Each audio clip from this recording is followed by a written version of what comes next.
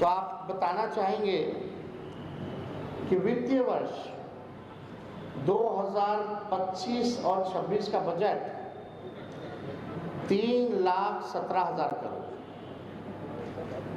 25 और 26 का, यानी 24-25 के तुलना में ये 38,000 करोड़ का बजट जो है बढ़ा। 3,17,000 करोड़ के बजट में योजना मद यानी स्कीम एक्सपेंडिचर के लिए सिर्फ 1,16,000 रुपये सैंक्शन है, जबकि पिछले 3 महीनों में ही कैबिनेट के द्वारा चुनाव वर्ष को ध्यान में रखते हुए 76,000 करोड़ से अधिक योजनाओं की घोषणा इन लोगों ने कर दिया है। योजनाओं की स्वीकृति इन लोगों ने दे दी है।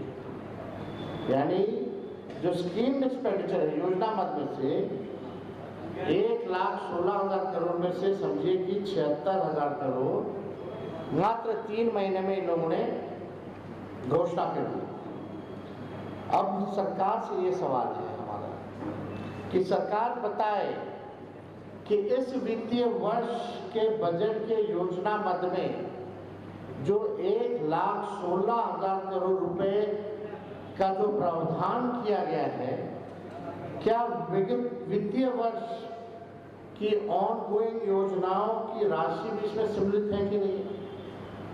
जो पिछले वित्तीय वर्ष की जो योजनाएं जो स्वीकृत थी या योजनाएं जो चल रही थी, क्या उसका भी राशि इस वाले में इंक्लूडेड है या नहीं है, सम्मिलित किया गया है कि नहीं, ये हम जानना चाहते हैं। अगर हाँ, तो फिर नई योजनाओं के लिए या बाकी और डिपार्टमेंट्स के लिए ये पैसा कहाँ से लाएंगे?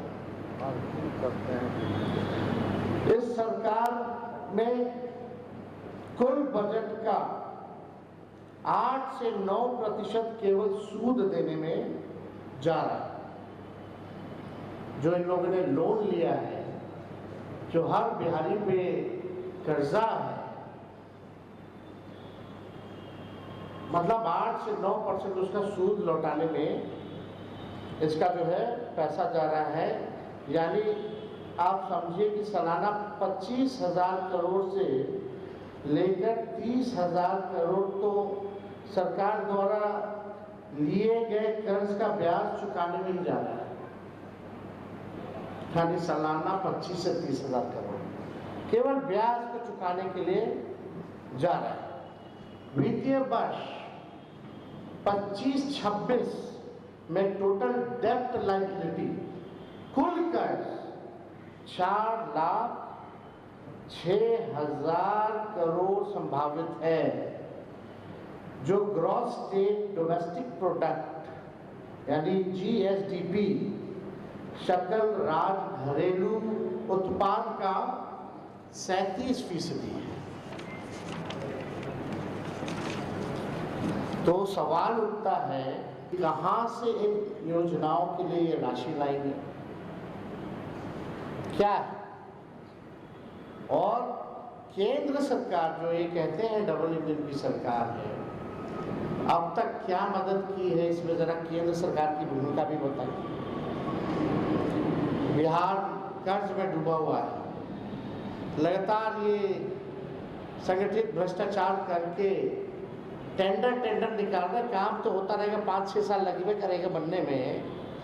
जो दूसरी सरकार आएगी वो बनाएगी, क्योंकि सैंक्शन हो गया, टेंडर हो गया, ये तो जाने वाले। तो लूटो जितना लूटना, लेकिन आप कर्ज में डुबो के जा रहे, आप लूट के जा रहे हैं खजाने में। और केंद्र सरकार प्रधानमंत्री इतने केंद्र मंत्री आते, जरा बताइए बिहार के लिए आपने क्या दिया है या इनके लिए क्या मदद की जा रही है? ये सवाल हमारा जो है एकदम स्पष्ट है, क्लियर है।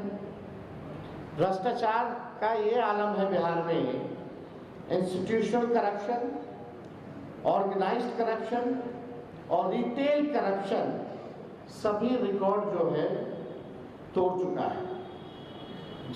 जूता के ऊपर से लेकर नीचे तक अनियंत्रित भ्रष्टाचार, रिश्वतखोरी, घूसखोरी और दलाली से त्रस्त हो चुकी है। ये तो हम केवल आपको डिपार्टमेंट लेवल का भ्रष्टाचार बता रहे हैं। ये केवल डिपार्टमेंट का है। सीईओ साहब का अलग है, बीडीओ साहब का अलग है,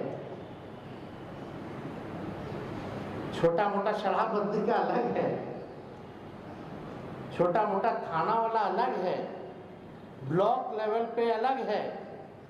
हर जगह जो है, हर लेवल पे जो है इस सरकार में भ्रष्टाचार जो है बढ़ चुका है। यानी ऊपर से नीचे तक इस भ्रष्टाचार से बिहार के लोग पीड़ित हैं, त्रस्त हो चुके हैं। बिहार जैसे गरीब राज्य में जनता के पैसे पर, अब हम आपको एक कागज दिखाना चाहेंगे जिसमें कि 2 अरब 25 करोड़ रुपए का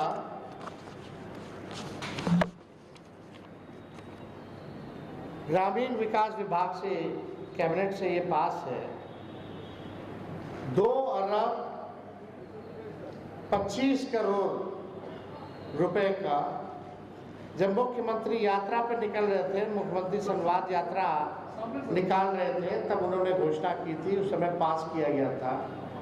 3-4 बार जो है यात्राओं के नाम बदले। जब हम यात्रा में जा चुके थे, नाम बदला गया और हमने एक सवाल पूछा था कि भाई मुख्यमंत्री जी बताएं कि जनता से संवाद करने के लिए आप सरकारी खजाने से 2 अरब 25 हजार करोड़ रुपए जो है आप खर्च कर रहे हैं केवल अपने मालिकों से बात करने के लिए, केवल अपने मालिकों से संवाद करने के लिए, तो वो क्या है? तब इन लोगों ने कल जो है इसकी शुरुआत जो है, जब मामला ठंडा हो गया तो कल इनके अधिकारियों ने तय किया, मुख्यमंत्री जी तो अचेत अवस्था में हैं, उनको हरा झंडी खाली पकड़वाने के लिए दे दिया गया। मुख्यमंत्री जी ने एक शब्द भी जो है नहीं कहा। अब आप देखिए 2 अरब 25 करोड़ रुपए में दिल्ली से 600 डिजिटल रथ बुलाकर महिला संवाद के नाम पर लुटाया जा रहा है। बताइए 225 करोड़ रुपए कितनी बड़ी धनराशि है, जिसका प्रयोग ये अपनी चुनावी प्रचार में सरकारी खजाने से ये चलाना चाहते हैं और चला रहे। ये पूरा political campaign Janata Dal United और एनडीए की सरकार सरकारी खजाने के पैसों से, यानी बिहार के पैसों से 600 डिजिटल गाड़ी मंगा करके ये जो है चलाया जा रहा है। और इसमें नाश्ता वास्ता का भी प्रावधान है। पूरी तरीके से ये सरकार भ्रष्ट है। अपना चुनावी खर्चा बिहार के जनता के पैसे पर ये लोग निकालना चाहते हैं। संस्थागत और संगठित लूट का आलम यह है कि 10 भवनों का, हमने विधानसभा में भी इस सवाल को रखा था कि बताइए आप केवल रख रखाव के लिए, जिसमें 8-10 उदाहरण हमने भवनों का दिया था, केवल रख रखाव के लिए निर्माण का भी कॉस्ट बताया था और सालाना जो रख रखाव होता है उसका भी हमने कॉस्ट बताया था। यानी लगभग 700 करोड़ रुपए, 688 करोड़ रुपए खर्च जो है ये लोग केवल बिल्डिंग मेंटेन, साफ सफाई के लिए आउटसोर्स करके एजेंसियों को ही दिया गया है। फिर भी आप स्थिति देख लीजिए क्या है। यानी ये पूरी तरीके से इतना संगठित तौर पे संस्थागत भ्रष्टाचार चल रहा है और निजी कंपनियों को जो है दिया जा रहा है। इस सरकार ने ठेका क्यों दिया निजी कंपनियों को? इसके लिए सीधी नियुक्ति क्यों नहीं निकाली गई? निकालना चाहिए था। हजारों लोगों को नौकरी मिलती, हजारों लोगों को नौकरी मिलती। नल जल योजना नल जल योजना में कितना भ्रष्टाचार हुआ है ये सबको पता है। क्या सरकार के पास इसका कोई आकलन है या नहीं है, ये हम लोग जानना चाहते हैं। बिहार की जनता जानती है कि हजारों हजार करोड़ इसमें संस्थागत लूट हुई है। कितने नलों में जल आ रहा है, सरकार ये जरा बताए कितने लगाए हैं, कितने में से आ रहे हैं। पूरे बिहार के लोग जानते हैं।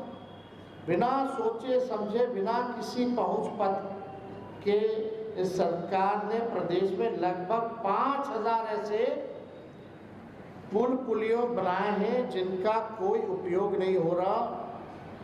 यानी 5000 पुल पुलियों का हजारों हजार करोड़ किसने लूटा, ये सरकार के लोग बताएं। बिना अप्रोच रोड के किसने पुल बनवाए? क्या ये संगठित लूट नहीं तो क्या है? फिर उसी प्रकार का लूट ये लोग आनंद फानंद में लगातार टेंडर करके और कैबिनेट का सैंक्शन करके ये लोग जो है निकलवाने का काम कर रहे हैं। तो साफ तौर पे ये सवाल है कि पिछला बजट का कितना राशि खर्च हुआ, कितना काम पूरा हुआ, ज़रा ये बताएं।